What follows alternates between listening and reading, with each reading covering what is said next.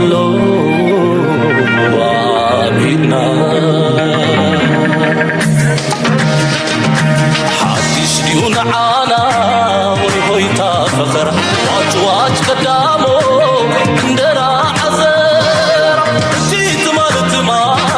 سكرو سكرا حليلهم يقولون ادفقوا إريترا أبي أبي الله الجزء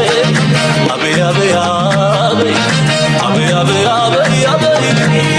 أبي أبي الله الجزء أبي أبي أبي لبركوينو حسابهم الساعات معلقات ختمن قلايو بزعبت وحوين نليلهم قريو كم زخر رحيقهم قوقيرهم بلايو الفتواتهم أبقيتنا نديو حيدتهم كنت عرقيرهم ذات عاسو حيدهم كيبهم حج عليهم نسفرسو أبقيتنا يوزلو إلا وانتقاسو أبقيتنا يوزلو سرايو نفوسو الطايب والله الطايب نحنا زين غيرهم يلا انتم يلا نحنا زين غيرهم أبقيتنا يوزلو ودي يتصورتا بريوز سعر كواج واج ويهويتا يبلالو جنا يبلالو مري سكتر عقلي قريب يوقوه أبينا يوزلو إلا وتباسو أبينا يوزلو سرايو نفوس الطايب والله الطايب نحنا زين غلو يلا انتم يلا نحنا زين غلو أبينا يوزلو وسنو مأكلو برد حيرك تزبلو كم تزدينا يوم ولا مساقلو أورينا مدر بايتاي صقر مالو نصنع حسبية عقلي تأميتنا حدا أطلال كرعاتنا أبيك يوزلو أبيكم بصلاة أبيك وتحيكم أبيك يوزلو Second, Ethiopia is ready to defend its claim, militarily if necessary. The reborn Navy, the expanded Air Force, and now the drone infantry all point to a single doctrine. Ethiopia will not be denied the sea. The military chorus. Abiy is not speaking alone. Top generals are amplifying his message. Brigadier General Bulti Tadesse, commander of the Defense War College, gave an interview that sent shockwaves across ጠላቶቻችን የተወሰደብንን የባህር በር መልሰን ማግኘት እንፈልጋለን። እስራኤል፣ አሜሪካ፣ ፈረንሳይ፣ ሩሲያ፣ ኤሚሬቶች ሁሉም የየራሳቸው ፍላጎት አላቸው። ፊልሃኑ ጁላ ከአሜሪካው ጦር ጀነራል ጋር ከተወያዩ በኋላ የተናገሩት ቃል ትልቅ ትርጉም አለው። ቃላቶቹን አንድ ባንድ እንመርምራቸው። በቀጠናው ሰላም እንታይና ንሪ ዘለና እዚ ብኩሉ መንገዲ ንሪዮ ዘለና ኢትዮጵያ ኒ ኣፍ ደገ ባሕሪ ናይ ኤርትራ ብዝብል ወይ እውን ዓሰብ ብዝብል ዘንቀደቶ ድራማ ሓደ ካብቲ ዘይተመለሰልና ሕቶ ዝነበረ ዘይተመለሰልና ኣይኮነን ዘይነፀረልና ሕቶ ዘይበርሃልና ነጥብ እንተነይሩ ሓደ እዩ ነይሩ ንሱ ድማ ኣሜሪካ ኤግዛክትሊ እንታይ ዓይነት ሮል ክፃወት እያ ኣብዚ ብድሕሪ መጋረጃ እቲ ውፅእ ዝብል መርገፂ ከም ዘለዋ ፈሊጥና ኣለና ሓደ እውን ኣሜሪካ ንኢትዮጵያ ሙሉ ብሙሉእ ድሌትካ ግበር ክብልዎ ብወቅዒ ዝኽልክሎም ኣይነበረ ምክንያቱ ኣብ ኤርትራ ከይሓፈሩ ረጂም ቼንጅ ክንገብር ኢና ዝብል ፊሎዞፊ ዝነበሮም ሃገር እዮም ንኤርትራ ረጂም ቼንጅ ጌርና ክንኣልያ ኢና ዝብል ፖለቲካዊ መርገፂ ወሲዶም ንነዊሕ እዋን ኣንጻር ኤርትራ ኩናት ዘበገሱን ኩናት ዝወሰዱን ዝጎስጎሱን ሰባት እዮም ነይሮም ስለዚ ኣብዚ ጉዳይ እዚ እንታይ እዩ ተራናቶም ክኸውን ብኸመይ እዮም ክፃወትዎ ነዚ ገይም እዚ ዝብል ዓብ ዘረባይ ነይሩ ናይ ብሓቂ ድዮም ኣንቂዶም ኣንጻርና ተሰሊፎም ንኣብ ኪድ ድሌትካ ግበር ክብልዎ ወይስ ናብቲ ዞባቲ ርግኣትን ምርድዳእን ክህሉ ክሕግዝ ይኽእል ዝብል ዘረባ ንነዊሕ እዋን ኣብዚ ቻነል እዚ ብብዙሕ መንገዲ ካብቲ ዝወፅእ ዝነበረ ዝፈራረቕ ሓበሬታታት ምስ ኣቢ ክኾኑ ከም ዝኽእሉ ንኣቢ ክድግፍዎ እዮም ወይ መንጎ ክፃወቱ እዮም ወይ እውን ክሳብ ዘይነፀረሎም ብቋንቋ ናይ ፕሬዚደንት ኢሳያስ ሓደ ነገር ክሳብ ዘይነፀረሎም ነቲ ጉዳይ እቲ ይሓቕንዎ እዩ ዝበለ ምስ ሓቆንዎ ሽዑ ሓደ መርገፂ ይሕዙ ስለዚ ኤግዛክትሊ ኣሜሪካ እንታይ ናታ ኣጀንዳ የስ ኢማራት ዝበሃል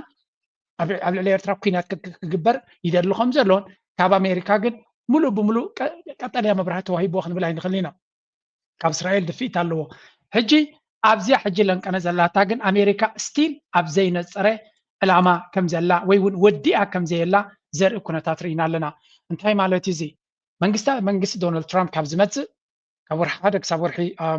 9 መፋርቕ በፂሕና ኣለና ሕጂ ስለዚ ኣብ 9 ዋርሕ ወይ እውን ኣብ 8 ዋርሕ ብዛዕባ ፖለቲካ ናቱ ናብ ኢትዮጵያ ናብ ስትራቴጂ ናቱ ናብ ኢትዮጵያ እንታይ ክኸውን እዩ ንዝብል ዳርጋ ሓደ መደምደምታ ዝበፅሐ ይመስል ኣሎ ንሱ ድማ ሓደ መደምደምታ በፂሑ ዳ ይበፅሐን ኣቐዲመ ክዛረብ ኣይክእልኒ ኣብ ልዕሊ ኢትዮጵያ ዝነበሮ መርገፂ ግን ክቕይር ድልውነት የብሉ እንታይ እቲ መርገፂ ኸ ኣብዚ ዳርጋ ዓብዪ ኣዛረባ ርእሲ ኮይኑ ዘሎ እዩ Trump administration renews Biden era national emergency on Ethiopia crisis regional instability ስለዚ ስርዓት ናይ ዶናልድ ትራምፕ ነቲ ቅድሚኡ ዝነበረ ሳሕቲ ግዜ ዶናልድ ትራምፕ ቅድሚኡ ዝነበረ ፖለቲካ ዘተግብር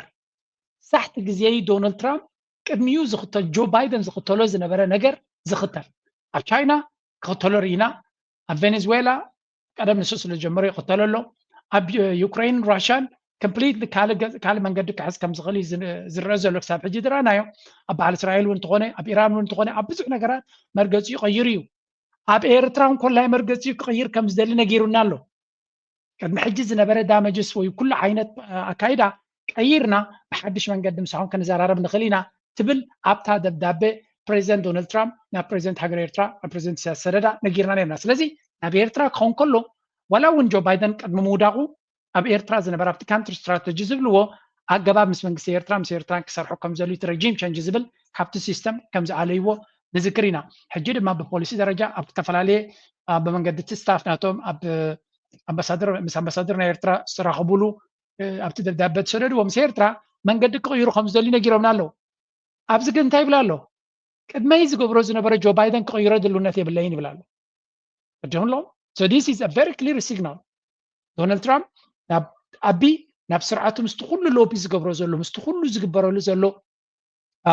ነቲ ፖለቲካ ንምጥምዛዝ ዝፍተን ዘሎ ኩሉ ዓይነት ባልቲ ቦርና ግበልዎም ካልኦት ብኢማራት ተቆፀሩ ሎቢስት ዝበሎም ኩሉ ዓይነት ሕብረት ኣፍሪካ በሎ ኤውሮጳ ሕብረት ዝገብረሉ ዘሎ ዶናልድ ትራምፕ ፖሊሲ ናቱ ኣብ ኢትዮጵያ ዘሎ ኣብ ኣቢ ክቕይር ከም ዘይደሊ እዚ ከዓ ክሊርሊ ኣቢ ኣሕመድ ዝገብሮ ዘሎ ዓጀውጀው ኣብ ጎኑ ከም ዘየለ ምናልባት ንግዚኡ እቲ ሃገር ከይትፈርስ መሳጅ ይገብርሉ ኣለዉ ወይ እውን ሽፋን ይገብርሉ ኣለዉ እንተኾነ ኣብ ጉዳይ ናይ ኣቢ ምስኡ ከም ዘየለዉ 2-3 ጭብጢ ክበክብ እየ 2-3 ጭብጢ ሓደ ኣብዚ እንታይ ይብላ ኣሎ The administration of US President Donald Trump has extended the national emergency on Ethiopia for another year, citing persistent threats to peace and stability in the country and wider Horn of Africa region. Of course. ሰላምን ርግኣትን ናይ ሃገርን ናይቲ ዞባን ሽግር ስለ ዘጋጠመ ጨቕጢ ጌርካሉ እንተ ነርካ ካብቲ 2022 ዝነበርናዮ ዝተቐየረ ነገር የለን ኣብ ትግራይ ዝነበረ ኩናት ካብቲ ብጥይት ዝቕተል ዝነበረ ዳይ ጠጠው ኢሉ እምበር እቲ ፀገም ተጋሩ ሕተቶ ስቲል እቲ ፀገም ከቢድ እዩ ዘሎ እዮም ዝብሉ ኣብ ኣምሓራ ዘይነበረ ኩናት ዲቕ ዝበለ ኩናት ኮይኑ ኣሎ ኣብ ኦሮሚያ ዝካየድ ዘሎ ኩነታት ኩልና ንከታተሎ ኣለና ፅበሄለ ሪፖርት ኣለና ብዛዕባ ስለዚ ኣብ ጉዳይ ኢትዮጵያ ዘሎ ኩነታት ኣብ ፀገም እናሃለዎ ከሎ ኣብ ቀርኒ ኣፍሪካ ድማ ኣብ ጉዳይ ናይ ሱዳን ናበይ ገፁ ተሰሊፉ ከም ዘሎ ኣብሪ ኣለና ኣብ ሶማልያ ኣብ ሓደ ቴንሽን ነቲ ሃገር ኣብ ዘይተደለየ ኩናት ክወዛ ቀሪቡ ከሎ መንገዲ ቀይሩ ሕጂ ድማ ምስ ኤርትራ ኩናት ክጅምር ይጎይ ከም ዘሎ ተሃዲድ ይገብር ከም ዘሎ ልኡላውነትን ዓለም ለኻዊ ሕግን ክጥሕስ ይደሊ ከም ዘሎ ይርኢ ኣለዉ ስለዚ ነዚ ኩሉ እናረኣዩ ነዚ እንተዘልዕልዎ ነይሮም ሓደ ክሊር ሲግናል እዩ ነይሩ እዚኣ ዶናልድ ትራምፕ ነዛ ወሪዳትሉ ዘላ ዓባይ ማዕቀብ ኣይኮነትን ግን ማዕቀብ ብመልክዕ ናይ ኢትዮጵያ ነዚኣ እንተዘልዕለሉ ነይሩ ደን ዊ ኖው ነዚ ኣብዪ ኣሕመድ ናብ ኤርትራ ክገብሮ እየ ዝብል ዘሎ ደን ኣሜሪካ ተጣቅዓሉ ከም ዘላን ኣጆኻ ትብሎ ከም ዘላን ምተረዳእና ነይሩ ንፁር ምኾነና ነይሩ ባት ናው ዋላ ብድሕሪ መጋረጃ ዝተፈራረቐ ሓሳብ ክህልዎም ይኽእል ግን ነቲ ኣብዪ ኣሕመድ ዝኸዶ ዘሎ ግን ምሉእ ብምሉእ ክድግፍዎ ከም ዘይደለዩ ንርኢ ኣለና ሕጂ the national emergency was first declared September 17 September 2021 by former President Joe Biden under Executive Order 14046. It was enacted pursuant to the International Emergency Economic Powers Act in response to what Washington describes as unusual and extraordinary threat to U.S. national security and foreign policy posed by conflicts in northern Ethiopia. ስለዚህ በቲ ጉዳይ ናይ ትግራይ ዝተበገሰ ይወሪድዎም ነይሩ. The situation in and in relation to the northern Ethiopia, which has been marked by activities and present. So በሓፈሻ እቲ ኣብ ትግራይ ዝነበረ ኩነታት ብውዕል ፕሪቶሪያ ተወዲዩ እንድሕር ኢልና ኮይና ንኣብይ ኣሕመድ ከውፅዎ ይኽእሉ ነይሮም ንኤርትራ ኦፍ ኮርስ ዝኾነ ነገር ኣይተኻየደን ግን ናይ ኤርትራ ስፔሻል ኬዝ እዩ ስቲል ኣሜሪካ ዋላው ካብ መንገዲ ክትቅየር እያ እንተበልና ኣብ ልዕሊ ኤርትራ ዘለዎም ፖሊሲ እቲ ኢስታብሊሽመንት ናይቲ ኣሜሪካ ኣንፃርና ስለ ዝኾነ ዋላው ካብ ዶናልድ ትራምፕን ትናቱ ኣድሚኒስትሬሽን ክቅይር ተኸለ እቲ ሰነት ኢልካ እቲ ሃውስ ግን ብዙሕ ድራማታት ኣብ ልዕሊ ኤርትራ ስለ ዘሎ it might take a little bit of time. ኣብ ኢትዮጵያ ግን እቲ ኢስታብሊሽመንት ይድግፎም እዩ ራይ ናይ ዶናልድ ትራምፕን እቲ ስቴት ዲፓርትመንትን እዩ ኣብ ኩነታቶም ጠጠው ከብሎም ዝኽእል ስለዚ እዚ ሓደ ፅቡቅ ዝኾነ ሲግናል እዩ on 8 October September 2013 President Biden renewed the emergency ስለዚ ኣብ ዓመት ካ ዝሕደስ ዝነበረ እዩ Biden first issued the executive order in September 2021 at the height of the war in Tigray, Afar and Amhara region. At the same time ኣብ ልዕሊ ኤርትራ ዝነበረ ኩነታት ካ ክንሪና እንታይ ክገብርዎ ይኽእሉ ኮኑ ኤክስቴንድድ ክገብርዎ ይኽእሉ ኮኑ ወይስ እንታይ ገብሩ እዮም ብርግፅ ኣብ ኢትዮጵያ እንተገይሮማ ናብ ኤርትራ እውን ቀሊል ክኸውን ከም ዘይኮነ እዚ እንታይ ማለት እዩ ምስ ኤርትራ ዘሰሓቦም ጉዳይ የለን ኣብዚ እዋን እዚ ግን ምስ ኤርትራ ዘሰሓቦም ጉዳይ ከዓ ኣሎ እሳ ድማ ክንሪኣ ኢና ስለዚ ኣብ ዓይኒ ናይ ኣሜሪካ ከም ዘሎ ኣብዚኣ ንፅርቱ ኮይና ኣላ ክመለሳ ኢና ግዜ ተረኺብና ካልኣይቲ ነጥቢ ምናልባት እዚኣ መፅቡቅ ጌርኩም ስምዕዋ እንታይ ማለት ምዃና ኣገዳሲ ውሳነ ኣሜሪካ ኣብ ጉዳይ ትግራይ ሓሊፈሎም መንግስቲ ኢትዮጵያ ኣብ ልዕሊ ትግራይ ዘካይዶ ዝነበረ ናይ ልፍንታዊ ፅንተት ኩናት ፅዒቦም ብኣሜሪካ ተኣውጅዎ ዝነበረ ፈፃሚ ትእዛዝ ሕዝቡን ክመሓየሽ ዘይምኻሉ ብምግላፅ እቲ እገዳ ክናዋሕ ተወሲነሎም ሓፈሻዊ ኣብ ሰሜን ኢትዮጵያ ማለት እውን ትግራይ ዘሎ ኩነታት ንሃገራዊ ድሕነት ኣሜሪካ ስጋኣት ኮይኑ ይቕፅል ከም ዘሎ ፕሬዚደንት ዶናልድ ትራምፕ ኣረጋጊፀሎም በዚ ድማ ፕሬዚደንት ትራምፕ ነቲ ቅድሚ ሕጅም ፕሬዚደንት ባይደን ኣንጻር መንግስቲ ኢትዮጵያ ዘውፅኦ ፈጻሚ ትእዛዝ ኣናዊሕዎም ብስንክቲ ኣብ ልዕሊ ትግራይ ዝካየድ ዝነበረ ቁሉዕ ጀኖሳይዳል ኩናት ፅዒቦም ኣብ መስከረም 2021 ኣቋፅር ኣውሮፓያን ብናይቲ እዋን ፕሬዚደንት ጆ ባይደን ዝተኣወጀም ፈጻሚ ትእዛዝ ወይ ድማ ኤክስኪዩቲቭ ኦርደር ንተወሳኺ ሓደ ዓመት ከም ዝተናውሐም ዋይት ሃውስ ገሊፀሎም ኣብቲ ብ8 መስከረም 2025 ዝወፀ ፀብፃብ ዋይት ሃውስ እቲ ብስንኪ ዘይንቡርን ፍሉይ ሓደጋታትን ኩነታት ኣብ ሰሜን ክፋል ኢትዮጵያ ማለት እውን ትግራይ ንፖሊስ ወፃን ሃገራዊ ድሕነትን ኣሜሪካ ስጋኣት ከም ዝኾነም እቲ ናይ መስከረም 2021 ዝተኣወጀ ፈጻሚ ትእዛዝ መሰረት ብምግባር ሕዝቡን ንተወሳኺ ግዘም ክናዋሕ ወሲነሎም እዚ ድማ ሕዝቡን ዝተለወጠ ነገር ከም ዘየለም ዘመላኽትዮም እቲ ውሳነ መንግስቲ ኣሜሪካ ኣብ ልዕሊ መንግስቲ ኢትዮጵያ እቲ ኣብ ውሽጢ ኢትዮጵያን ሰሜናዊ ክፋልን ዘሎ ኩነታት ዝበሎም ንሰላምን ድሕነትን ምርግጋዕን እቲ ሃገር ከምውን ዞባ ቀረን ኣፍሪካ ሓደገኛ ምዃኑ ዝዘኻኽርም እቲ ፍጻሚ ትእዛዝ እዚ ድማ ንሃገራዊ ድሕነትን ረብሓን ኣሜሪካ ሓደጋ ኮይኑ ይቕፅል ከም ዘሎ ፐርፌክት ሶ እዚ ሓደ እዩ ኣሜሪካ ኣብ ቀረን ኣፍሪካ ዘለዋ ፖሊሲ ሓደ ብሓደ እናነፀረት ትኸይድ ኣብ ዘላትሉ ግዜ ንሪኦ ዘለና ኩነታት እዩ ቁፅሪ 2 ኣሜሪካ ኣብ ቀረን ኣፍሪካ ንቐፅል ፕላን ፓርት 2 አንድ ድማ ሱዳን እዩ ኣብ ጉዳይ ናይ ሱዳን ኣሜሪካ እንታይ መርገፅናታ ዘሎ ንዝብል ድማ ለንቀነ ሓድሽ መግለፂ ኣውፅኦም ኣለዉ ብመንገዲ መን እዮም ኣውፅኦም ዘሎ እቲ መግለፂ ብመንገዲ Bureau of Africa Affairs ዝብል ማለት እዩ today the United States is imposing sanctions on 2 Sudanese Islamist actors Gabriel Ibrahim Mohammed Fadail and the Al-Bara bin al-Malik brigade bahal ማለት እዩ These sanctions seek to limit Islamists and Iranian influence in Sudan which have contributed to regional destabilization conflict and civil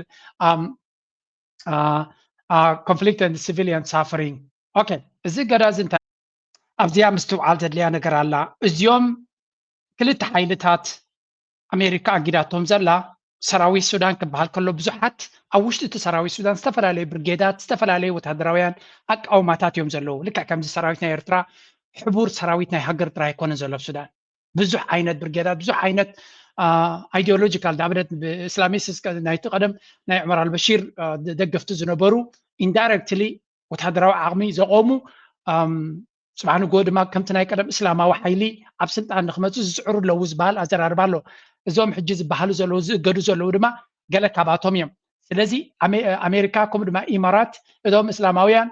ኣኽረርቲ ወይ እውን እስላማዊ ኢዲዮሎጂ ዘለዎም ናብ ስልጣን ክምለሱ የብሎምን ዝብል ሓሳብ ኣለዎ እቲ ሕቶ ሕጂ ሰራዊት ናይ ሱዳን ወይ እውን አልቡርሃን ዝመርሖ ዘሎ ሓይሊ ኣገዳሲ ዓወታ መስጊብሉ ኣብዘን ዝሓለፈ መዓልታት ኣብ ኮርዶፋን ዝበሃል ስቴት ኣገዳሲ ከተማ መዋፈሪት ናይቲ ዕጡቕ ምልሻ RSF ዝነበረት ቦታ ተቆፃፂሮም ስለ ዘሎ ኤግዛክትሊ ምስ ዝተተሓሓዘ እዩ ዝስጉምቲ ንሪኦ ዘለና ስለዚ እዚ ዝግበር ዘሎ ዓወት ምስ ኤርትራ እንታይ ርክብ ኣለዎ ኤርትራ ኣብዚ ጉዳይ እዚ ምስኦም ሰባት እዚኣቶም ሳንክሽን ሚሊታሪ ስለዚ እዚ እገዳ ዝገብርዎ ዘለው ምስ ኤርትራ ተስፋ ይገብር ኣብዛ ሕጂ ነዛ ቪድዮ ክገብራ ከለኹ ኤግዛክትሊ እንታይ ርክብ ከም ዘለዎ ይፈለጥኩን ኣለኹ but if this happens to be ዝኾነ ርክብ እንዳሃለዎም ኮይኑ is going to be very difficult ንኤርትራ ባሉታ ክፀልዋ ይኽእል ኸውን እዩ ምክንያቱ አልቡርሃን ኣብዚ ሓደ ገይም ኢና ንሰብእ ዘለና መጀመርያ ሓደ እዚ ቱርካዊ እንታይ ኢሉ ፅሒፍ ኣሎ UAE backed RSF has suffered heavy losses over the past 5 days, losing control of numerous towns and villages. Now, once again, a coalition that includes the UAE is trying to impose a 3-month ceasefire on Sudan. Nonsense. So, ዝሕጂ ንሪኦ ዘለና እቲ ዕጡቕ ምልሻ RSF ይሰዓር ስለ ዘሎ እንታይ ገብሩ ይፍትኑ ኣለዉ ኣሜሪካ ምስ ካልኦት ሓይልታት ከም በዓል ኢማራት ምስ ግብፂ ስዑድያ እንኩላይ ዘለዎ ኮይኖም ሓደ ምቁራፅ ናይ ተኽሲ ክገብሩ ይፍትኑ ኣለዉ እዚ ድማ ሰራዊት ናይ ሱዳን ይዕወት ስለ ዘሎ ነቲ አልቡርሃን ድማ ቦታ ንክሕዝ ነቲ ናይ ሕሜት ዓቕሚ ድማ ንክወሃሃድ ግዜ ንክረክብ ዝገብርዎ ዘለው እዩ ብዙሕ ዘረባ እዩ ዝዝረብ ዘሎ ኣብዚ ግርም ይዝብለኩም ብዙሓት ነቲ ኩነታት ዝዕዘቡ ዘለው እዩ ንኣብነት እንታይ ኢሎም ኣለዉ ኣብዚ ናይ ሱዳን ሚድያ እንታይ ኢሉ ኣሎ ዩናይትድ ስቴትስ and UAE extend the lifeline to genocidal militia after defeat in northern Kordofan ስለዚ እዚ በተደጋጋሚ ኣብ ናይ ሱዳን ፖለቲካ ክረድ ዝፀንሐ እዩ ኣብ ነፍሲ ወከፍ ስዕረት ናይ ሕሜት ተኸጋጥም ከሎ ኢማራት ብመንገዲ ኣሜሪካ ገይራ እገዳ ኣብ ልዕሊ ሰራዊት ሱዳን እገዳ ኣብ ልዕሊ እቶም መራሕቲ ናይ ሱዳን ከምኡ ድማ እቲ ኩናት ንከይቅፅል ፖለቲካውን ዲፕሎማስያውን ፀቕጢ ክትገብር ተራያ ክትረአ ፀኒሓ እያ ሕጂ ኣብዚ ብዙሕ ኣዛራብ ዘረባ ኣሎ ኣብዚ ሕጂ ተገይሩ ዘሎ ምናልባት ኣብዚ እቲ ዋይልየም ነይረታ ፅሕፍቲ ተረኺብናያ ስለምንታይ እዩ ከምዚ ዘጋጥም ዘሎ ዝብል ብዙሕ ዘረባ ኣሎ the US and the UAE throw a lifeline for the genocidal terrorists in Sudan after the RSF lost North Kordofan ስለዚ እቲ ኢማራትን ኣሜሪካን ብሓደ ኮይኖም ነቲ ዕጡቕ ምልሻ ከትሕንዎ ይጎዩ ከም ዘለው ዘርኢ ምልክት እዩ ኣብዚ ግን ወላ እቲ ግብፅን ስዑድያን እውን ምስኦም ከም ዝተሰማምዑ ወላ እቲ መንግስቲ ኣሜሪካ ብቐረባ ምስ ክልቲኦም ወገናት ምስ ሰለስቲኦም ሓይልታት ይሰርሕ ከም ዘሎ እዩ ዝንገር ዘሎ ኣብዚ ንሃለኩም today the United States የእተዋን ኣለዉ there was another article ኣብዚ እቲ ወይልየም ነይረ እንታይ ዝብል እሱ ድማ ሰለስቲኦም ኮይኖም ኣምባሳደር እዚ ናይ ፍሉይ ልኡኽ ናይ ኣፍሪቃ ኢልዎ ዘሎ ናይ ኣሜሪካ ናይ ዶናልድ ትራምፕ ማለት እዩ ንሱ ንግብፂ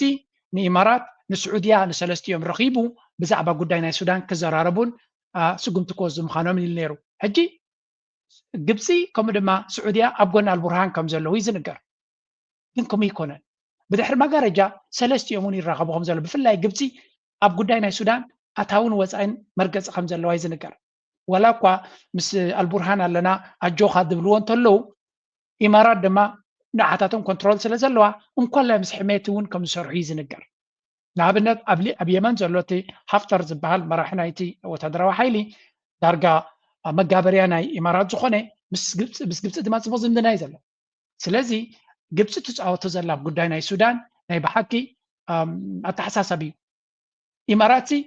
ብመንገዲ ናይ ኣሜሪካ ገይራ ዳርጋ ፀብለልትነታ ኣብ ሱዳን ተረጋግፅ ኣላ እቲ ኣባይታ ዝረአ ዘሎ ግን ሱዳን እያ ትዕወት ኣላ ኣብቲ ፖለቲካዊ ሰርክልስ ኢማራት ከተትሕና እያ ትፍትን ዘላ እምበር ኣባይታ ሱዳን እያ ትዕወት ዘላ ሰራዊት ናይ ሱዳን እዩ ዝዕወት ዘሎ ስለዚ እቲ ኣብ ፖለቲካን ኣብ ዲፕሎማስን ዝግበር ዘሎ ዕግርግርን ኣባይታ ዝግበር ዘሎ መድረኻትን ክልቲኖ ንበይኑ እዩ ሱዳን በዚ ሕጂ ዘላቶ ሰራዊት ናይ ሱዳን ማለት እዩ በቲ ዘለዎ ኣቃውማ ደፊኡ ነቲ ሕሜትን ናቱ ሰራዊትን ፃሪጉ ከኣልዮም ተኽኢሉ ሓንሳብ ናሓዋሩ ትሽግር ክፍታሕ ይኽእል ኸውን ግን ንዑ ንኸይገብር ዝግበር ዘሎ ዕንቅፋት ድማ ንሪኦ ኣለና ማለት እዩ ስለዚ ሱዳን ኣብ ኸጠር ብልዎ እዚ ከቢድ ዝኾነ መሰናኽል ኣትያ ከም ዘላ ንርኢ ኣለና ኣሜሪካ እንታይ ዓይነት ኣካይዳ ከም ዘለዋ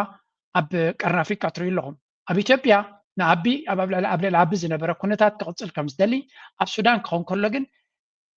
እቲ RSF ክጠፍእ ከም ዘይደልይዎ ዘለዉ ስለዚ حمئتي إمارات أب سودان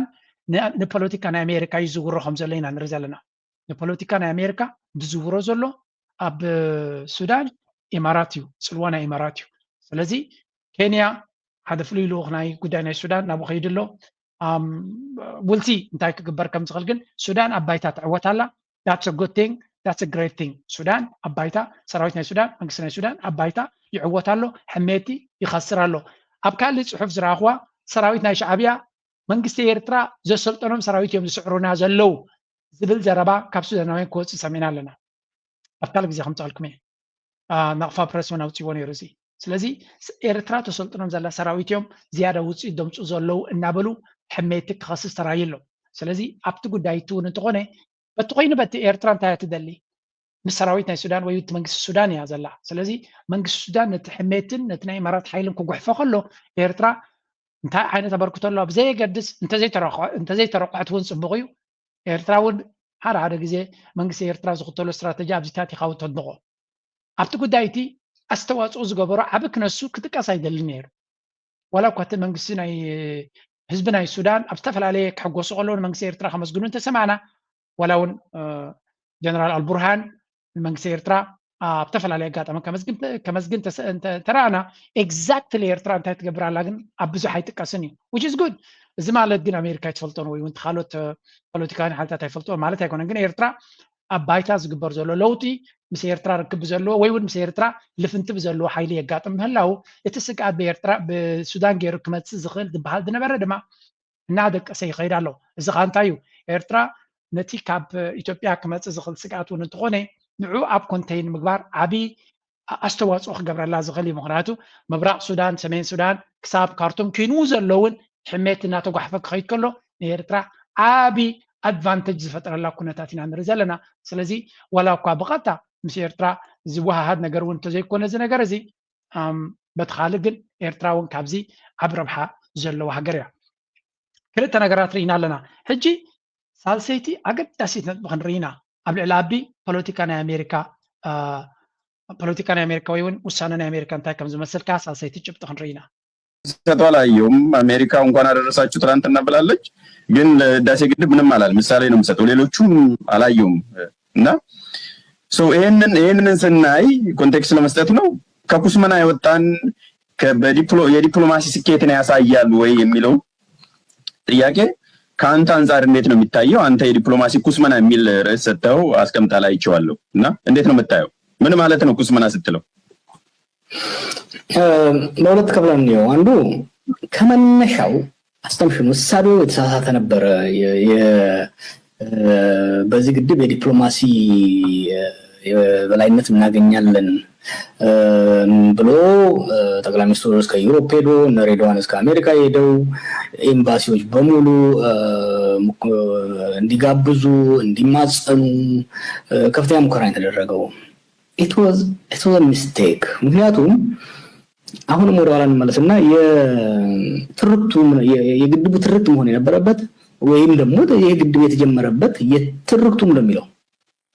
የኛም በእኛ ነው አይደል የሚለው የራሳችንን ውሃ የውጪ አቅም ሳይሆን በራሳችን አቅም ገነባን ይሄ የተባለው የውጪ ኃይሎች የዓለም አቀፍ ተቋማት እና ድርጅቶች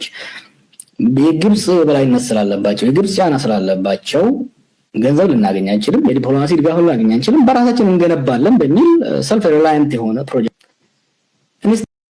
እንታይ ዝብል ዘሎ እዚኣ ኣገዳሲት ስለ ዝኾነት እያ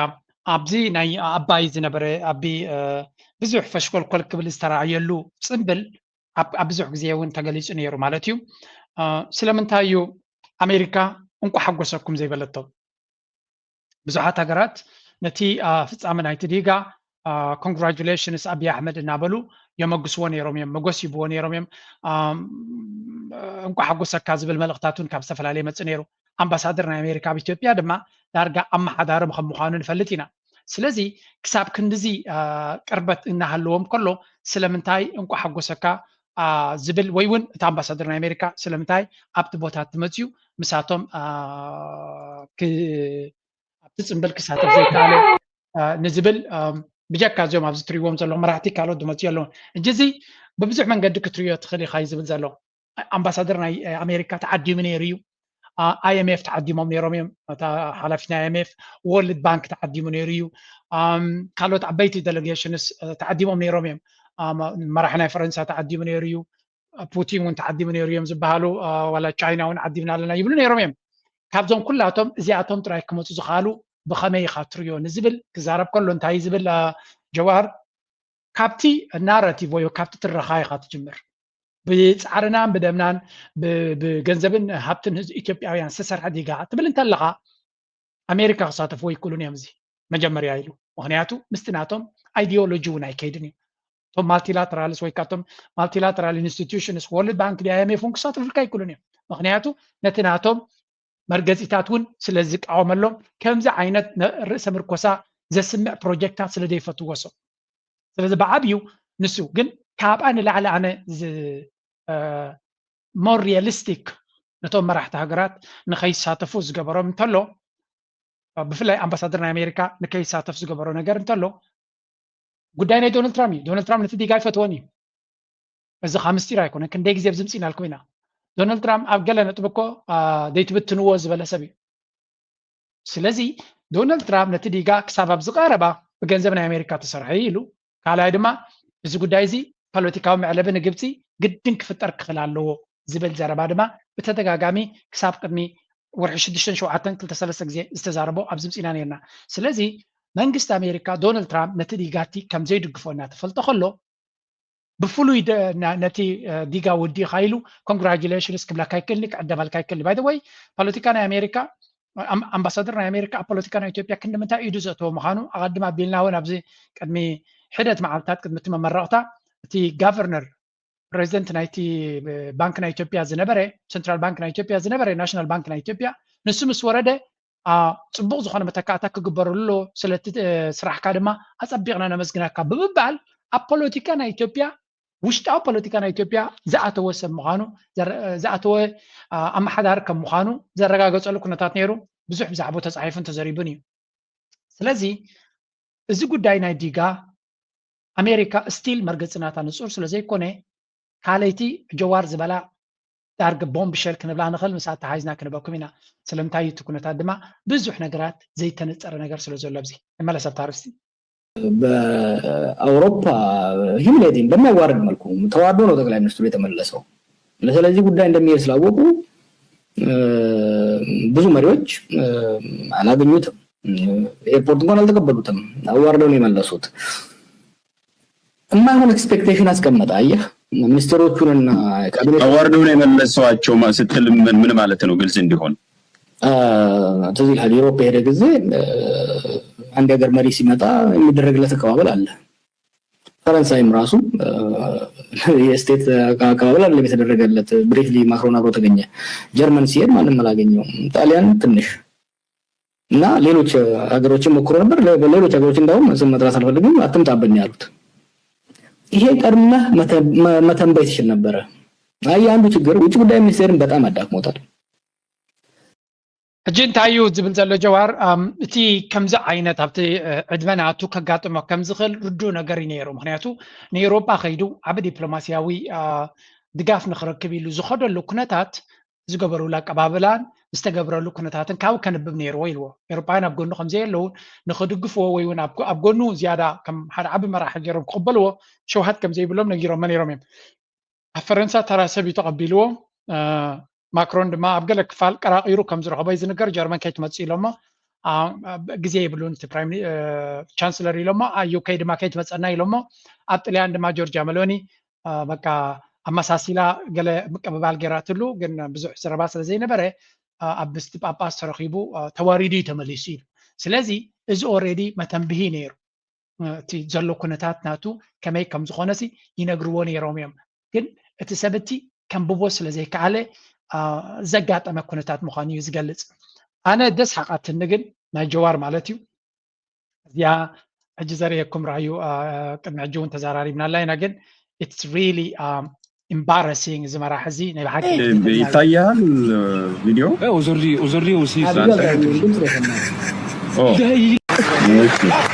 መድረኩ ግን ይሄ የሚያሳየው እስቲ አንድ ድጋሚ ላሳይ ዲስፕሌይ ላድርግ ባክ እንትኑ ቪዲዮ በደንብ እንዲታይ ማሳጅ እያደረገው ነበር። ያው አይተሃልና ምናልባት ጊዜ ሳይኖር ካልተከታተልከው ላሳይ ብዬ ነው። ግን መልእክቱ አመት አልፎታል። አደራ ከተባልክ እስቲ ከቻልክ አስጠንቅቅልን አደራ ተብላል እና አደራውን ምን ላይ አደረስክ? ከም ትሪእዎ ዘለኹም እቲ ዝሓትት ዘሎ አይ ዶንት ቲንክ ተቃዋሚ ናይ ኣቢ ኣይመስለንን። ኣቢ ዝውድስ ረባታት ክዛረቡን ሰሚዐ ኣለኹ ኣይፈልጦን ያነ። ስለዚ ብዛዕባ እዚ ጉዳይ እዚ ኢትዮጵያውያን ኣመና ተሰሚዕዎም ከም ዘሎን ወላ ኣፍሪቃውያን እውን ተሰሚዕዎም ኣሎ ውርደት ስለ ዝኾነ ጀዋር ዝበላ ዘረባ ግን ስምዕዋ ኣበይናይ ከም ትሕምሞ ቤላ ገይሩ እዩ ዝሃርሞ ለስናዮ ሞገስ በዚህ ጉዳይ ኮሜንት ባላረግ ይሻለኝ ነበረ። ምክንያቱም ከምስራቅ ነው የምንወጣው፣ ብዙም የፕሮቶኮል የምናካብር ሰዎች አይደለንም። ግን አብይ ግለሰብ አይደለም ነው፣ የሀገር መሪ ነው። የሀገር መሪ ሊከተል የሚገባው ፕሮቶኮል አለ። ፕሮቶኮል አለ። ኮምፕሌን ያደረገው ሰው ላይ ኮምፕሌን ያደረገው ሰው ብቻ ሳይሆን ስም ሳልጠራ በተለያዩ በአውሮፓም በአፍሪካም እሱን ያገኙ መሪዎችን ሳገኛቸው ሁሌ የሚያነሱት ይሄ ነው። የፕሮቶኮልን ያልጠበቀና ፕሮቶኮል ብቻ ሳይሆን የመሪን ፕሮቶኮል ብቻ ሳይሆን በግለሰብ ደረጃ ራሱ ሊሆኑ የማይገቡ ድርጊቶችን ያደርጋል። ሕጂ እንታይ እዩ ዝብል ዘሎ دحين حنت زربا يوسخ حويسخ نقرأكم سمعات هي personalization of the state stateን እንደ ግሉ ማየት ሀገርና ህዝብን እንደሚወክል ሰው ሳይሆን ይሄ ለቤትህ ጋብዘኸው እሁድ ከሰዓት ቤትህ ሰው ጋብዘህ ለባርቢኪው ጋብዘህ የምታደርገው አይነት ነገር ነው። ኣብዚያ ተዘርባ እንታይ ዝብል ዘሎ ብዙሓት ኢትዮጵያውያን ነዚ ተግባራት ናይ ኣቢ ናይ ብሓቂ ከም ዘሕፈሮም እዮም ዝዛረቡ for a good reason ሓቂ ንምዝራብ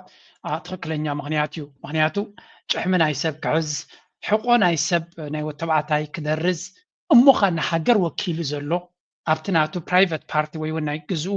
ዝዓደሞ ኩነታት ተዝኸውን ነይሩ ኦኬ ድሓን ደለ ምኾነ መበልካ እዚ ግን ናይ ሃገር በዓል ኣብ ዝግበረሉ ዘሎ ፕሮቶኮል ከመሓደር ንህዝብን ንሃገርን ዝውክል መራሒ እንድሕር ኮይኑ እዚ ዓይነት ባህሪ ከርኢ ኣይግብኦን እዩ ነይሩ እናበለ እዩ ዝኸስስ ዘሎ። ብዓብዩ ግን ወላ ከም ግለሰብ እውን ሕጂ እታ ዘረባ ክዛረብ ከሎ እንታይ ዝብል ብዙሓት መራሕቲ ዘይፈትውዋ ተግባር እያ እዛ ተግባር እዚኣ እዩ ዝብል ወላ እቶም ምሱ ዝራኸቡ መራሕቲ ካልኦት በዛ ተግባራት እዚኣ ኣፀቢቖም ከም ዝሽቁረሩ በዚ ተግባራት ናቱ ማለት እዩ። ምክንያቱ ንሱ ድሓን እዚ ባህርያት እዚ ኣብ ምዕራባዊ ዓለም ንነብር ዘለና ናይ ግብረ ሰዶም ባህሪ እዩ ዝበሃል። እቲ ቀደም ብንፅህናና ስዕሩኽታ ሰላም ክንበሃል ገለመለ ንቡር እዩ። እዚ ሕጂ ዘለናዮ መድረክ ግን ከምዚ ዓይነት ናይቶም ግብረ ሰዶማውያን ኣብኣቶም ዝያዳ ዝርአ ነገር ኢና ንርኢ ዘለና። ሕጂ እዚ ሰብ እዚ ብትክክል ፀገም ናይከሙ ስለ ዘለዎ ድዩ ወይስ ወላ ከምኡ እውን እንተለዎ ወላ ከምኡ እንተዝኸውን እውን ንሃገር ወኪልካ ንህዝቢ ወኪልካ ከምዚ ዓይነት ክትገብር ኣይትኽእልን ኢኻ ንስኻ ጌርካ እቲ ወላ ናይ ኬንያ ፀገም ዘጋጥሞ ኣብዚ ምክንያቱ ብካልእ ጥርጠራ ብካልእ ዓይኒ ከም ዝርአ እዮም ዝገብርዎ ሎሚ ሚድያታት ኩሉ ግዜ ወረ እዮም ዝደልዩ። ስለዚ እዚ ሰብ እዚ ነታ ሃገር ክሳዕ ክንደይ ውርደት ገይርዋ ወላ እውን ነቶም ምስ ዝራኸቡ ሰባት እውን ውርደት እዩ ዝፈጥረሎም ዘሎ እናበለ ይዛረብ። እቲ ዝዓበየ ፀገም ናቱ ድማ ሃገር ናቱ ኣቢ ክንቀሳቀስ ከሎ ኣብ ኢትዮጵያ ኩሉ እቲ ዝኽደኖ ወላ ዝኸዶ ክትሪኦ ከለካ ኢትዮጵያ ፕሮፐርቲ ናቱ ኮይና እያ ትስምዖ እዩ ዝብል። ስለዚ ከም ድሌቱ ክነብረላ ዝኽእል ከም ድሌቱ ክገብረላ ዝኽእል ከም ድሌቱ ክኾነላ ዝኽእል ዓይነት ኮይና እያ ትስምዖ እምበር ንህዝቢ ወኪሉ ንሃገር ወኪሉ ይኸይድ እንተዝህሉ ኣካይዳ ናቱ ኣቀራርባ ናቱ ኣዘራርባ ናቱ መተቀየረ ዝብል ርእይቶ እዩ ዘለዎ። ኣገይን እዚ እውን እንትኾነ ፐርሰናል ኣታክ ዘይኮነ ግን ነቲ ክሬዲቢሊቲ ናይ ኣቢ መሊሱ ክሓርም ዝኽእል ነጥቢ እዩ። ጀዋር ኩሉ ግዜ ኣብታ ትሕምሞ ፅቡቅ ገይሩ ዝሃርሞ እዚ ከዓ ወልቃዊ ፅልእ ከም ዘይብሉ ግን ኣብቲ ፖለቲካዊ ኣካይዳ ናይቲ ሃገር ኢሜጅ ናይቲ ሃገር ብራንድ ናይቲ ሃገር ንዓበ ሃገር ወኪሉ መራሒ ከምዚ ክገብር ከሎ ክሳዕ ክንደይ ፅያፍ ምዃኑ ነቲ ሃገር ድማ ብሕማቅ ከም ፀልዋን ይዛረብ ዘሎ። እዚ ዘረባታት እዚ ምስቲ ዘሎ ኩነታት ናይ ኢትዮጵያ ኣብ ግምት ኢኻ ክትሪኦ ከለካ ብዙሕ ዘረባ ብዙሕ ነገራት እዩ ዝኸይድ ዘሎ። ቁጠባ ናይ ኢትዮጵያ ናበይ ገፃ ትኸይድ ኣላ፣ ኩነታት ናይቲ ወታደራውን ፖለቲካውን ኣካይዳ ናበይ ገፁ ይኸይድ ኣሎ። ኩሉ ደማሚርካ እንተሪኢኻዮ እቲ ሃገር ኣቢ ዘለዎ ደገፍ ይኹን ኣካይዳ እናከፍአ እናኸበደ ይኸይድ ከም ዘሎ ጥራይ ዝርኢ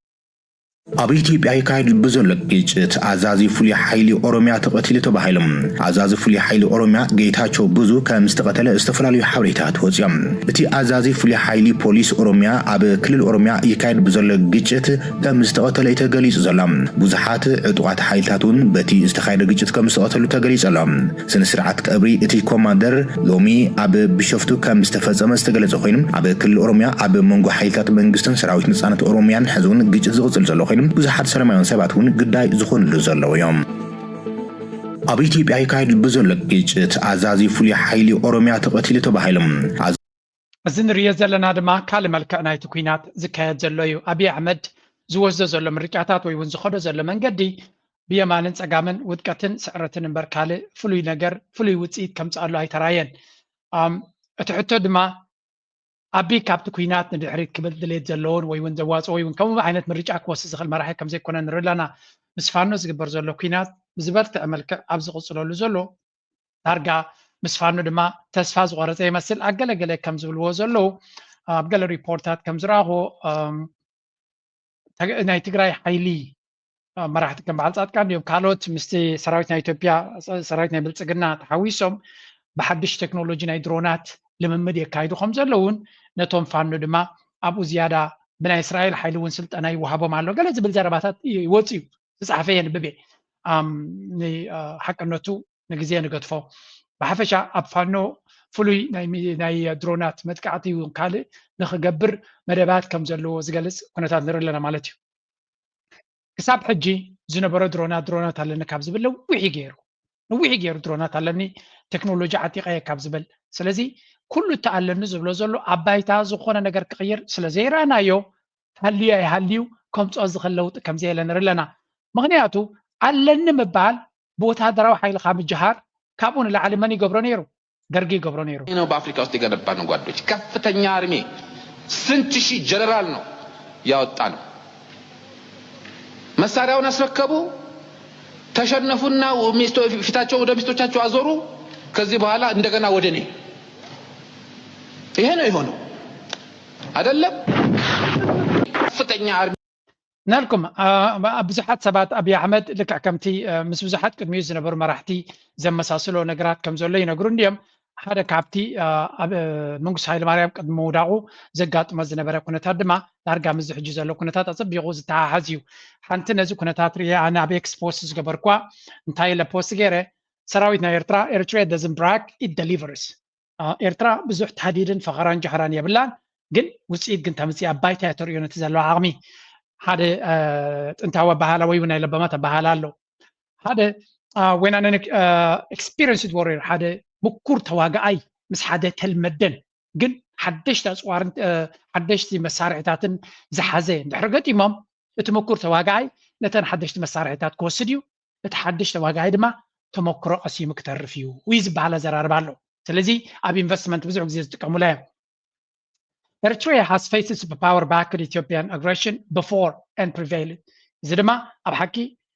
إرترا مجمرة يكون زفتنا حجز قات ما زلوا بيو.اس بأمريكان بعد إنجليزي كانوا أوروبان صدقفة هاي السلاسة تغينوا تسعيروا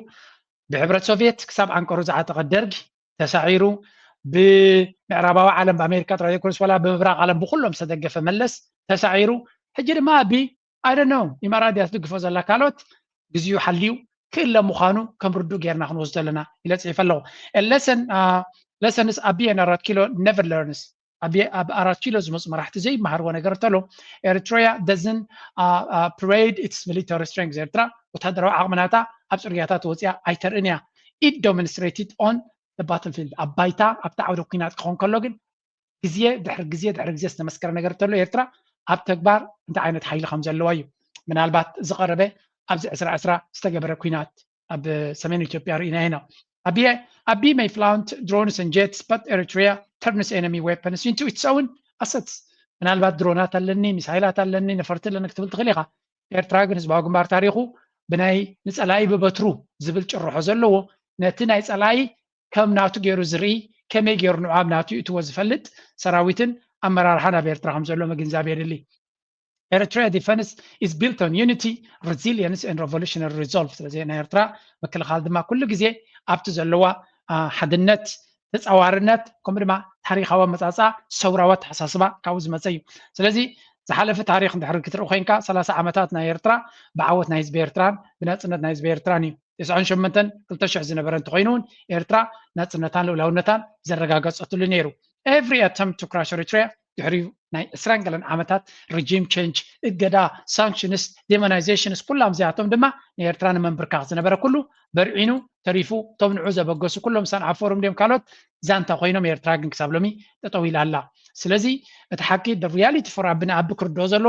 if he miscalculates Eritrea's patience and discipline Eritrea will defend and finish strong. لازم إيرترا نعيقو بس قبرو زولا فرع أنا بإيرترا قصون تعرف خيرو إيرترا تكينات كسعرية أما ده هذا معود تخينا قطوزيا the Red Sea won't be his gamble it will be his downfall فلذي غير بحري لز قبرو زولا دما سعرته ده يكونه موداتو كونيو another word just another lesson in vain الجون حدش كينات حدش تمرتك قاسمية انتهي مخقبر لنا نحنا كنديك زينا خل مهرم إيرترا منسي سراويت إيرترا حزب إيرترا كنديك زي كمهرو لكع بقى تمحرم تتمارغم كيدوم بلعهم ستيوم لكع كم زعد قمص عقبه كنت حكاز جمر لكع ناي ادقي بحريات دما زريو مراحتي ابارا كيلو يمصقول لك زي سلازي إيرترا ناي مودا درجه مالت مراحتنا إيرترا قلعو يكونوا لومي ناي مودا درجه ادميهم بصيح مالو بزيوم ملو ادميهم كابل سنتهم كساب حجي دما كاب حنت هاجر بزمص فتناي كاب إثيوبيا زمص فتناي from 60s كاب حمسات جميركا بعد البريزنت سياسة حمسات توليدو كاب زولدو كساب لومي كل تفتنا كاب إثيوبيا زمصي I mean you have to accept the reality بزيز عرها قرا يكونن تيليت ناتو زعرا يكونن ስለዚ ኤርትራ ሓንሳብና ሓዋሩን ሕሳባ ክትገብር ኣለዋ ዝብል መረዳት ኣለኒ ንቐፅል ኣብቲ ናይ ትግራይ ፖለቲካ ክንሰግር ምክንያቱ ምስ ዝተሓዝ ብዙሕ ነገር ስለ ዘሎ كتم معراري أم معراري نغطى عامتات أب بوليتيكا تجراي كتقتل زدليا ودبو كم زخانات جزء من قصة تجراي زمرح زلو جنرال تادس ورد تزاريبو ود ورد أبتي نحدش عامت عمل كتون دمتو يعني تجراي ذهبوك على محتت حوحات كتفرس تدليهم تبهايلون تحتت حوحات كتفرس كم زي دلي إقواداس حوحات إنكي تفرس ولا بينو خسكاب صغار دويلو كم زك على سلايو عليه بزلو هو أنا وعلي تبيلف لو تكبر اللوز بتعامل صنع منات لاني تبيلف 5 عامات زي كونت مقص على ونقم عامتات ونقم زخون غيرنا على كم معرر زلوز بالامنات اللاني كاو بسترفا زي دك يقبر كونتريبيت جورا دخل نقدر كونتريبيت قبري دالي بقى ان العرايس اعود بي هذا فخونا صعب الموت تبيلف حتى يلون وعليه ما تعرفش تبيلف وين تتصرف ورت بانر حيز الطرف وين يذبح لي دي زبل كم تري ورا لهم تحدث ورا ده حدا أب تجراي بكل وجن زنك أف بوليتيكانيان مراحلنا يتجزاو من مدار زلي سلزي حدا كابو نتا بعل سالين كمون كالوت نتا ولا برهان الفاتي زبلو ني هوحات بحماقة طفافا كطفا أنت عيدو زلون تلو زنريو زلنا مراحيو تحدث ورا ده بمبال زخصصو ستالين يكون كالوت ولا بزحات كم زبلويو مسجن هوات كتعرى كتسجن دليا جن هوات كتفرس هاي دليا بمبال مرجع ينصرالو إذا مرجع إذا كنا منتهي متأمانة بتناي بوليتيكا وسيركلز ناي إثيوبيا ناي تجراي كفترخل نجزي نقطفه بخال وجن تي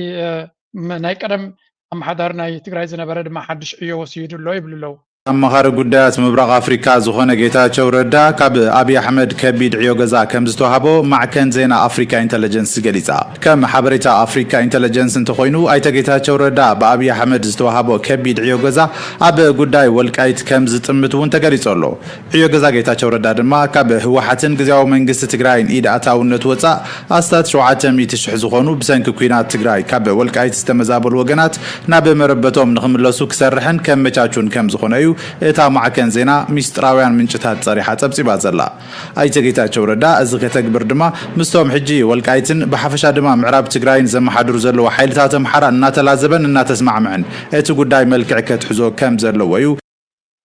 كم ريو زلنا جتاتشو ردا نحكمنا يلو أب إمارات كيدو خمزلون كابو تملسي دي تملسن زن نصر حبريتا يبلين كن توساق إيو يوهابو خمزلون بأبي بزح سلطان نادلنا أنا وسخ زخيد زلو بوليتيكانيا يوم زبلو زلو نتي قداي ناي تقراي دما من البعض نتي أب حمرا والقايت معرب تقراي زبلو وزنبرة دراما أبي أحمد كالكوليت جيرو أي واز أنني أبزبل درجة عند حربتيو قال change نخجبر تقينو نزول ناي بوليتيكا عند مسألة أنا من واحد زخانة نجار كفتني خل خوني كوينو بخلو جن تقداي كم زي أندرو يزلناينا كنا كاتولينا أبزلو دما كن ريبورت نقبرينا مالتي زيد الحيلي حبار حيزا بوزح لبلج كتفتر تخل عدي عدل مهام أقوى يكونن يزول تيجراي زبها العدي زم أكلات زيهم كمصو يوم فتنا ترعنا عم تلينا خنقال خلينا عم تزي حلينا سئل كتحلف حيل خلي معرف تقرأ حزوي حزين أو تقرأين إكرام كنا تقولي تزمت زلوا تزلا مقالة تزلا عدوى تزلا شر تزلا عدقرات وتزلا ما تشوك من تلي ثم هنا ديماندس يفتوى مثل أيام كخبر الله خجدجي قبل أو سومال لاند كيدو زتوقف عنا دبلوماسية تصفيت نفلتينا تشمر يريد حريت تمارسه بزاف خسير ولسه بلا دراسة مس إرتراس أنا أنا كويلة زولك أزوله أليانس يلينا يمس إرتراس قد زول أليانس يلينا أو سجم زي اللي أنا أي ناس كاميرات ناس كجزءات تقرأ يخطق كم كواجع هيبدأ نقطة وقتيلك تايتك بريانا يحت مني هتلر مني ستالين هذي إثيوبيا ترجع يعني رايك بس إثيوبيا تنبر ما بكلوا ناي إثيوبيا منجستي تا إثيوبيا تبهال بروجكت كم نريد لنا اللي ناي تقراي بزح ديبيت ناقبري يزلو تديبيت بغيو بمسرته خاطئك أبحد نقر كتب بزح بغي جن I think the debate at some point they have to stay realistic مالت كاب بريتوريا وعول كساب حجاب ديبيت يمزلو مالت تديبيت كتقبر تخليها تزرع political discussions صبغيو حماغي الكات نقفي كوننجن at some point تاقلنت بدما ناب كوننت كغير خلالو سم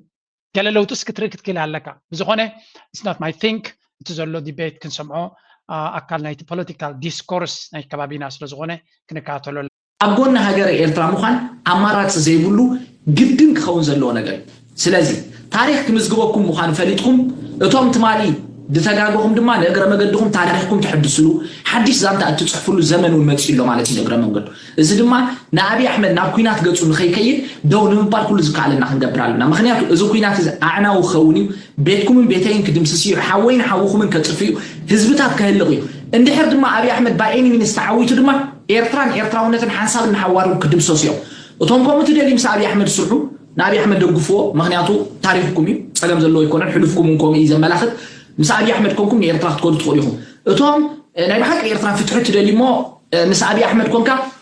فتح متسي كالدو كوندو خونيكم تحسبكم من سياتك إيدكم أكبو ما خنياتو أبناء تاريخ مزجب بتسلم كلام كي تتصحفوا تهتنكوا عبجي درجي مسدرجو خوينهم حزب زعنو حزبي نمدفع الصرح كلهم تاريخ أبينا يمزجب أسفيرو مالو مردا يدليكم صراحة نقول تاريخ بمتى كذكرك يا حد النصارى عها من أسي تاريخ بمتى يذكرك بعد أبو عريفو زب عد أبو صريفو زدرار وات أخت بالي حشكا أبونا دينا قتلو زدرار وات أخت كون حشكا سرعات البر تهتنكر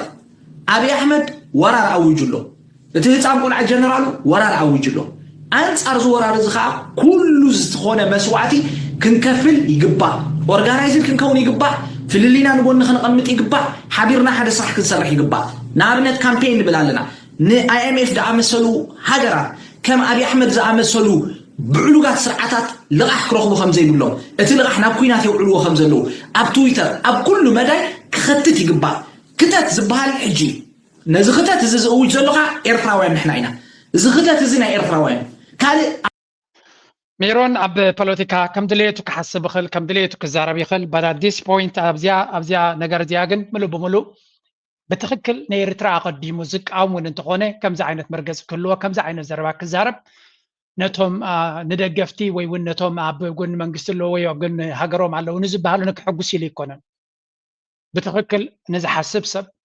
بزعبان نيرترا بوليتيكا زقد سكان عرقينو أبي أحمد نبي يرترا خيدو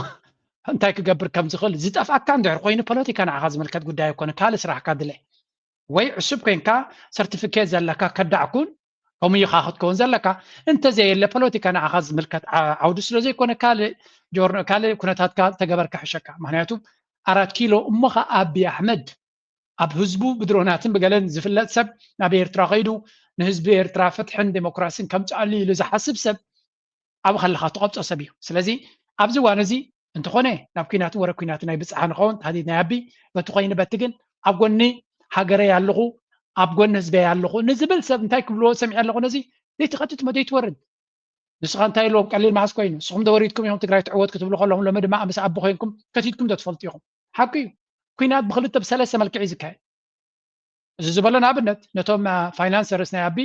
ንዑ ንምንቃፅ ኣፍኮርስ እሳቶም እናፈለጡ ዝኣተውዎ ስለ ዝኾኑ ቀሊል ኣይኮነን እቲ መስርሕ ግን ካምፔይን ንሕና ናትና ናራቲቭ ንቅድሚት ንምምፃእ እቲ ኩናት ከም ዘይንደልዮ ልዕሊ ኩሉ ድማ ሳይኮሎጂካል ወርፌር ንህዝብና ከይድህል ንሕና እውን ናትና ካውንተር ምግባር ከድልየና እዩ ናይ ብሓቂ ፅቡቅ ዝኾነ ዘረባ እዩ እስከ ምስ ኣላግብ ኣቢልና እዛ ናይ ወጣ ኣባ ድማ ስምዕዋ ሓንቲ ነገር ንኣብነት ኢትዮጵያ እንታይ ደልዩ ኣለዉ ክነግረኩ ውግእ ክገብሩ ደልዮም ኣይኮኑም ውግእ ነቲ ህዝቢ ከስድዕዎ ደልዩ ኣለዉ ነቲ መንእሰይ ከስድዕዎ ደልዩ ኣለዉ እዚ ሓደ ነዊሕ ግዜ ክሰርሕሉ ዝፀንሐ እዩ መለስ ዜናዊ ካብ ስልጣን ጀሚሩ ክሳብ ሕጂ ዘይተቀየረ ኣጀንዳ ናይ ኢትዮጵያ ኣሎ እንተኮይኑ ከመይ ጌርካ ነዚ መንእሰይ ኤርትራዊ መንእሰይ ተስፋ ከም ዝቆርፅ ምግባር እዩ ናፅነት ኤርትራ መርገም ሒዙ ከም ዝመፀ ጥሜት ሒዙ ከም ዝመፀ ኤርትራ ክትዓቢ ከም ዘይትክእል ኤርትራ ነብሳ ክትክእል ከም ዘይትክእል ጌርካ ምግላፅ እዩ ንኣብነት ኣብ ቀረባ ግዜ ስዩም ተሾመ ሪኢኹም እንድሕር ኮይንኩም ዝተፈላለዩ ናይ ብልፅግና ካድራትን ኣክቲቪስትን ዝዛረብዎ ዘለዉ ዘረባ እንተሰሚዕኹም ብፍላይ ትማሊ ዲበቅ ትማሊ በላይ መንገሻ ሰምዖ ነይረ ኤርትራ ትበሃል ሃገር ክንዲ ናይ መርካቶ ናይ ኢኮኖሚ ዓቅሚ የብላን ኢሉ ገልፅ ነይሩ እዚ ዲሞራላይዝ ንምግባር ዝግበር ጎስጓስ እዩ እሞ ከምኡ ዓቅሚ ዘይብላ ተኮይኑ ንምንታይ እዮም ንኤርትራ ዝደልይዋ ሕጂ ቲንካ ባውዳ ኩልኩም ቶም ኤርትራውያን ክትሓስቡ ኣለኩም ኤርትራስ ድኻ ሃገር እያ ወላ ሓንቲ የብላ እንቲ ጥሚት ሃገር እያ ኢሎም ዝሓስቡ ተኮይኖም እቲ ብልፅግና ድህቦም ዘሎ ኣጀንዳ እቲ መንእሰይ እዚ ኢትዮጵያ ትምዕብል ኣላ ኣብ ኢትዮጵያ ሰፊሕ ዕድል ኣሎ ተሰዲድኩም ንዑ ናብ ዝምፁ እንዲት መፀዋዕታ እሞ ኢትዮጵያ ከምኡ ተኮይናስ ንምንታይ እዮም ክሌም ዝገብሩ ኩሉ ግዜ ባሕሪ ዶ ናይ ባሕሪ ኣፍ ደገ ዶ ብዙሕ ነገር ማለት እዩ ስለዚ ከነገናዝቦ ኣለና ንሓደ ጥሚ ነገር ኣይትደልዮን ኢኻ ንሓደ ደይብሉ ነገር ኣይትደልዮን ኢኻ 60 ዓመት ሙሉእ ኢትዮጵያውያን ኣብ ሳሕን ኣብ በረኻታት ኤርትራ ዋጋ ከፍሉ ዝፀንሑ መዓት ሞትን መስዋዕትን ስንክልናን ዝተቐበሉ ማዕረ ማዕረ ንሕና እውን ንዑ ንሕና ንሉኣላውነት እዩ እሶም ግን ደይመሬቶም ክወስዱ እዮም እዚ ንሓንቲ ድኻ ደይትጠቅም ሃገር እንድሕር ኮይና እዚ ኩሉ ህውስ እንታይ የድለየ 60 ዓመት ሓሊፍዎም ኣለዉ ኤርትራ ካብ ዝብሉ ባሕራን መሬታን እምበር ህዝባ ኣየድልናን ካብ ዝብሉ ባሕራን መሬታን ድኻ ተኮይና እዚ ሃገር እዚኣ ንምንታይ እዮም ዝደልይዋ ንምንታይ እዮም ኩሉ ግዜ ናይ እወ ሕጂ እቲ ወጣ ኣባ ዝብሎ ዘሎ ዘረባ ኩሉ ኣቦቱ እንድዩ ሓደ ሓደ ግዜ ድማ እቲ መንእሰይ ናይ ኤርትራ ድማ ክንርዳእሉ ኣለና ገለገለ ሓደ ሓደ ግዜ ኣብቲ ኤርትራውያን ነቲ መንእሰይ ናይ ኤርትራ ዘይርዳእሉ ካ ትሰምዕ ኢኻ and the reason is መንእሰያት ብዝረአ ነገር ክሰጥዑ ንቡር እዩ this is a very normal thing ብዙሓት መንእሰያት ነዚ ካብ ኢትዮጵያ ኣብ ኢትዮጵያ ዝስራሕ ዘሎ ጥራይ ዘይኮነ ብሚድያ ኣፅሚምዎ ዘሎ ዳርጋ ክሪኦ ይደልን እናበልካዮ ዝረአዮ ዘሎ ነገራት ኣግምት እንድሕሪት ኢኻ it is influencing our youth ነቲ መንእሰያትና ኣብ ደገ ዘሎ ይፀልዎም ኣሎ እዩ ስለዚ ዋላ እውን ኤርትራ ብመትከልናታ ከምኡ ዓይነት ኣካይዳ ክትከይድ ኣይትደልን እያ እንደበልና እንተይልና ማለት ፅቡቅ ነገር ክትሰርሕ ኣይትደልን እያ ምክንያቱ ኣብቲ ናይ ገጠራት ቤት ትምህርትታት ገለ ዝያዳ ኣዊና ነተኩር ገለ ዝብል ዘረባ ትሰሚዕ ካብ ብዙሕ ግዜ but at some point ኤርትራ ድማ it has to do ፕላን ከም ዘለዋ ክትነግር ክትክእል ኣሎ ትማሊ ሓንቲ ኣገዳሲ ዲስካሽን ርአ ነይረ ሲራክ ክፍለ ግዜ ስለሰኣምከ ኣቶ ሲራክ ክፍለ እንታይ ኢሉ ፅሒፉ ሃገራት ምስ ክስቶ ተሻሪኸን ምስ ክስቶ ኮይነን ምስ ክስቶ ኮይነን ዝብል ዘረባታት ንሰምዕ ኢና ንዓሰብሲ ወይ ንስዑድያ ዶ ንጥልያን ዶ ንፈረንሳ ዶ ዘይንእቱ ወይ ንኣሜሪካ ዶ ገለ ዝብል ዘረባስ ኣሎ ንሕና ጎቦ የድልየና ኢና በዓልና ቀስ ኢልና ጎቦ ኮይንና ኢና ነቲ ተሪፍና ዘሎ ድማ በዓልና ክንሃንፆ ንኽእል ኢና ዝብል ፅሕፍቲ ፅሒፉ እዚ ፅሑፍ እዚ ነፍሲ ምርኮሳ ፅቡቅ ነገር እዩ ኤርትራ 34 ዓመት ጌራ ኣላ መዓልቲ ናፅነታ ካብ ትረክብ 34 ዓመት ጌራ ኣላ ስለዚ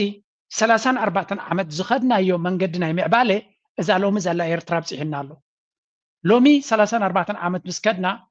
ዋላ እኳ በቲ ዓለም ለኻዊ ሕጊ ርኢና ኤርትራ ሉላውነታ ኣውሒሳ እንተላ ስቲል ኣውሒስና ኢና ንብል ዘለና እምበር ኣብ ጎረቤትና ዘሎ ኣቢ ዓቕመይ እንድሕር ረኺቡ ከጥፋየ ዝብል ዘሎ ስለዚ ዋላ እኳ ንሕና ብዙሕ ሰሪሕና ብዙሕ ደኺምና ብዙሕ ዋጋ ከፊልና እንተበልና ኣብ ጎረቤትና ዘሎ ሃገር ግን ትማሊ ብዋጋ بواقع بإيرترا زقبرتو الحلفة سلطانو زو حاسة متى كأليكم كدفعكم يزب لنا زلو أزيد ما calculation ناتو every Eritrean knows نفس وكف إيرتراوي يفلت عدل الترقيب السبايزي نيرترا حماق قبر خمسة إذا كنا تابع حد زلان ترجع أتلو I hope I وعلون أيكونلون أمين سلام رجعتنا إثيوبيا دلينا قرابات تلزقنا حسادات كنا عندنا حسدنا ناي سبات أبسقاي كنبرو بواقع ناي سقاي ناي كالوت صبغ لنا خن بلاي نغلينا السوداني بالعلو يمن بالعلو سلازين احنا صبغ لنا خن بلاي نغلينا نحنا صبغ انت لنا نبزبل زينا كيز لنا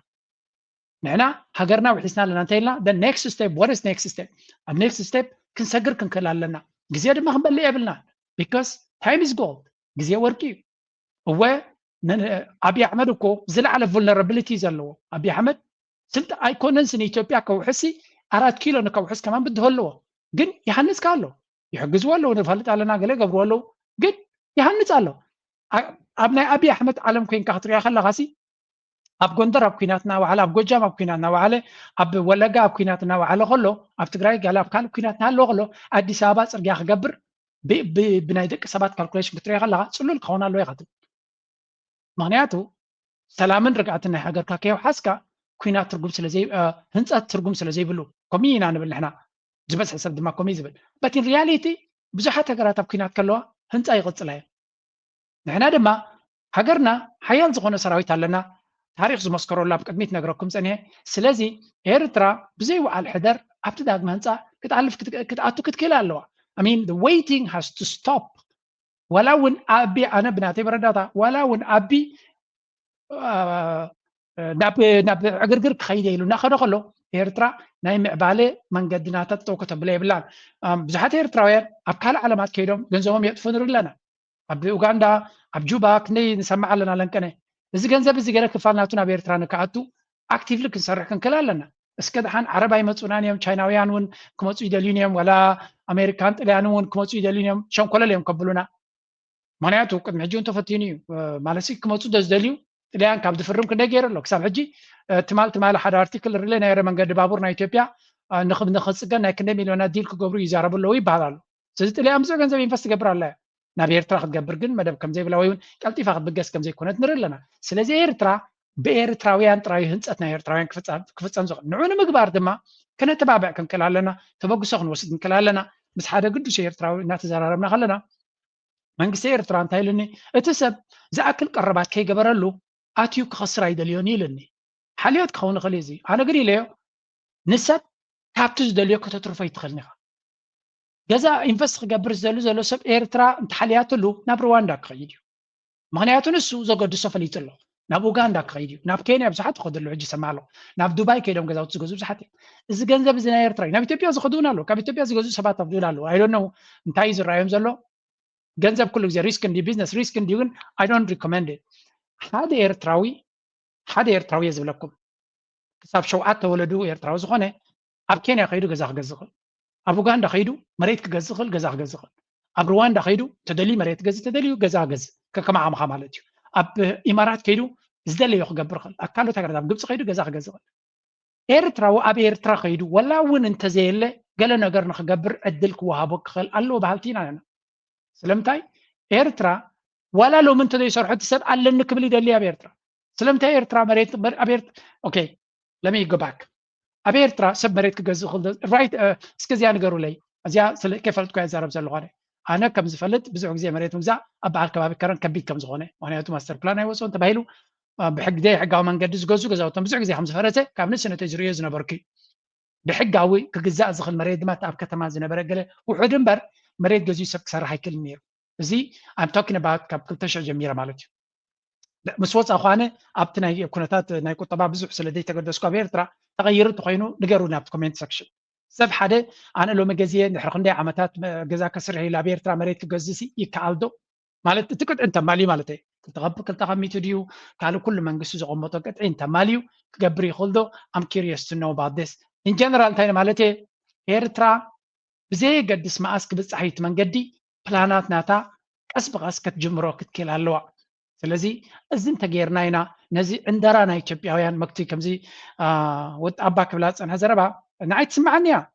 ዲሞራላይዝ ከሆን ትመንሰይ ይሰርሑ ኣለዉ እዮም ማለት ንሳቶም ከተማናትና ይምዕብል ኣሎ ከምዚ ክንገብር ንኽላመ ትግራይ ሲ መዓት ገበናት እዩ ዘሎ ክትሪኦ ከለኻ ግን ኣብ ትግራይ ከመዓት ነገራት ይግበር እዩ ምክንያቱ ዘለዎን ዘይብሉ በብዓቕምኻ ስለ ትነብር ማለት እዩ እንታይ ማለት እየ ንሕና ምሶም ክንወዳደር ኣይንደልና ግን ሂወትካ ውድድር እያ ብኸመይ ውድድር ኮይና ሂወት እቲ ዘለዎ ገንዘብ ኤርትራዊ ምናልባት ንዓኹም ዘይረኣየኩም ክኸውን ይኽእል ብዙሕ ኤርትራዊ ኣካል ሃገራት ኣፍሪካ ካፒታል ሒዙ ኸይዱ ንኻልኦት ሃገራት እዩ ዝህብትም ዘሎ ካብ ደገ ማለት እዩ እቲ ካብ ኤርትራ ተሰዲዱ ገለ ዝወፅእ ዳይኮንስ ካብዚ ሰሪሑ ገንዘብ ኣኪቡ ኣብ ኡጋንዳ ይኸይድ ኣብ ሩዋንዳ ይኸይድ ኣብ ኬንያ ይኸይድ ኣብ ኢትዮጵያ ይኸይድ ኣብ ካልኦት ሃገራት ጋር ነውስ በዚ ሰንትራል ኣፍሪካ ዝኸዱ ኣለዉ ኣንጎላ ዝኸዱ ኣለዉ ኣብ በዓል ዛምቢያ ዝኸዱ ኣለዉ ታንዛንያ ዝኸዱ ኣለዉ ማሚን ኣብ ይነዊት ንሪኦ ኢና ቪድዮታት ወፂኹም ስለዚ ንሕና ንዓድና ንኸነማዕብል ብፍዙሕ ቅዱስ ኤርትራዊ ዘሎ ብፍላይ ድማ ጥሮታ ግዜ ዝመፆ ገለ ነዚኣቶም እውን ፕላን ሂባ ኤርትራ ዋላ ኣብ 2026 ከምዚ ግዜ ክጅምሩ ኢኹም ድሕሪ ኢላ እውን ሰጉድ ኒውስ ኣይ ሆፕ ሰላም ይመፅእ ኸውን ኩናት ኣይንደልንና ኩናት ግን ኤርትራ ከድልውቲ እያ